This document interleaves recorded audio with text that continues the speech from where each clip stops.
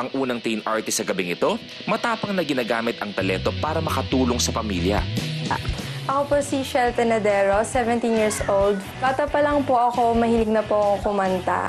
Nag-start po ako kumanta 4 years old. Naging part po ako ng choir sa simbahan namin. Anim po kami magkakapatid. Buntis po si mama ngayon sa pangpito po namin.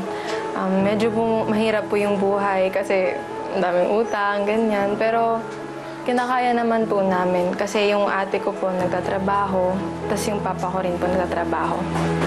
Tumutulong po kami sa pamilya namin.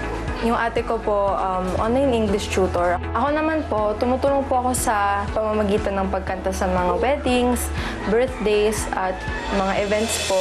May times po talaga na nakaka-depress kasi yung iba pong kabataan nakakapag-aral ng tuloy-tuloy. Yung pagkanta ko po sa church, ganun. Yun po yung hinohold ko as inspiration para magpatuloy sa pangarap ko. Sana po yung pagsali ko sa The Voice maging daan po para magkaroon pa po ako ng mas maraming racket.